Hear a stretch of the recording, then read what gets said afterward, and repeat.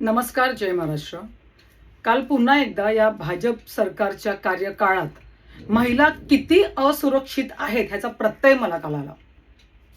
आपल्या सर्वांनाच माहीत असेल 2023 साली आपल्या भारतीय कुस्तीपटू महिला यांनी दिल्ली येथील जंतर मंतर येथे एक आंदोलन केलं होतं आणि त्या आंदोलनाच्या माध्यमातून त्यावेळेचे भारतीय कुस्ती महासंघाचे अध्यक्ष जे भाजपचे खासदार होते ब्रिजभूषण सिंह यांच्यावर लैंगिक अत्याचाराचे आरोप होते।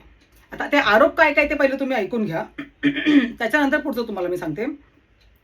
प्रमुख आरोप असे होते, लैंगिक छळ भारतीय दंड संहितेच्या IPC कलम 354 आणि 354 अ अंतर्गत महिलांच्या विनयभंगाचा आणि लैंगिक छळाचा आरोप होता।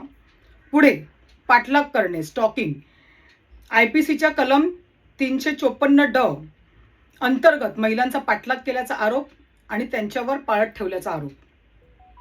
पुढे गुन्हेगारी स्वरूपाची धमकी म्हणजे IPCच्या कलम 506(1) अंतर्गत कुस्तीपटूंना धमकावल्याचा आरोप ठेवण्यात आला होता। आणि एवढे सगळे गंभीर आरोप यांच्यावर असताना सुद्धा काल दिल्लीतील कोर्टाने या ब्रिजभूषण सिंह याला पुराव्यांचा अभाव असल्याचं कारण देत त्यांची निर्दोष मुक्तता केलेली आहे। लागला की नाही कल्चरल शॉक सर्व महिलांना आणि भारतातल्या सगळ्याच जनतेला? कारण ज्या वेळेला 2023 साली या महिला कुस्तीपटूंनी, त्या महिला आहेत आपल्या भारत देशाच्या अशा ज्यांच्यावर सगळ्या महिलांना अभिमान वाटावा अशा कुस्तीपटू महिला आहेत ज्या देशभरात जाऊन आपल्या भारताचं नाव उंच करण्याचा प्रयत्न करत असतात। आणि असल्या महिलांवरती ज्या वेळेला लैंगिक अत्याचार होत होते आणि ह्या रस्त्यावर जेव्हा 2023 साली उतरल्या होत्या आंदोलन करायला, तेव्हा आपल्या सर्वांना वाटलं होतं भाजप एक तर या खासदाराला ह्याचं खासदारकी रद्द करेल किंवा याची पक्षातून हकलपट्टी करेल, परंतु तसं काहीच झालेलं नाही। या उलट 2024च्या खासदारकीच्या इलेक्शनच्या वेळी यांचं तिकीट कापलं।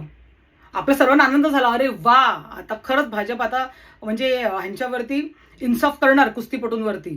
परंतु पुढे काय पाहतो आपण, यांचं तिकीट कापून यांचाच मुलगा करण भूषण सिंह याला उत्तर प्रदेशमधील कैसरगंज जो या खासदारांचा मतदारसंघ होता तिथून त्यांच्याच मुलाला तिकीट दिलं गेलं। एवढंच नाही हा, त्यांना तिकीट त्याच्या मुलाला तर दिलं गेलंच खासदारकीचं, परंतु उत्तर प्रदेश कुस्ती महासंघाचा अध्यक्ष देखील यांच्या मुलाला करण्यात आलं। आज तुम्ही विचार करा, ज्याच्या वडिलांवर, ज्या भाजपच्या खासदारावर, त्यावेळेचा खासदार आता माजी खासदार झालाय, अशा माणसावर एवढे गंभीर गुन्ह्यांची नोंद असताना सुद्धा त्याच्याच घरात खासदारकीचं तिकीट दिलं जायचं आणि त्यांच्याच राज्यामध्ये त्यांच्या मुलाला तिकडच्या कुस्ती महासंघाचा अध्यक्ष बनवलं जायचं। हा होता भाजपने केलेला इन्साफ त्या महिला कुस्तीपटूंबरोबर।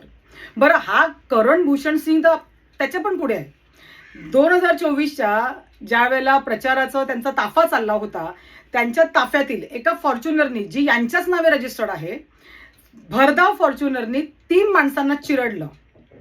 त्याच्यामध्ये 2 तरुणांचा जागीच मृत्यू झाला होता आणि एक महिला गंभीर जखमी झाली होती। तरी सुद्धा आजही ते खासदार आहेतच की। म्हणजे मला म्हणायचं आहे, आपण आज अशा देशात राहतो जिकडे महिलांवरती अत्याचार झाल्यावर महिलांना वाटतं आपण आंदोलन करू तर हे सरकार आपल्याला न्याय देईल, आपण न्यायालयात जाऊ तर आपल्याला कुठेतरी न्याय मिळेल। परंतु काय होतं, त्यांचं जे पण सरकारमध्ये बसलेले लोक आहेत, मी वारंवार सांगते, त्या सरकारमध्ये फक्त बलात्कारी, भ्रष्टाचारी, सराईत गुन्हेगार असलीच लोक आज त्या भाजप सरकारमध्ये आहेत आणि असलीच लोक देश चालवत असल्यामुळे आज आपल्या ह्या भारताची ही दुर्दशा झालेली आहे आणि आपल्या सर्व महिलांवरील अत्याचाराचं प्रमाण हे वाढलेलं आहे। कारण काल कोर्टाने ज्याप्रमाणे ब्रिजभूषण सिंह यांची निर्दोष मुक्तता केली, त्याच्यावरून ज्यांचे काही असे विचार असतात महिलांवरती हे अन्याय करण्याचे, त्यांचं मनोबल आज कुठेतरी वाढणार आहे। तुम्हा सर्वांना काय वाटतं हे सगळं पाहिल्यानंतर नक्कीच मला व्हिडिओच्या माध्यमातून कमेंट करून कळवा। जय हिंद, जय महाराष्ट्र।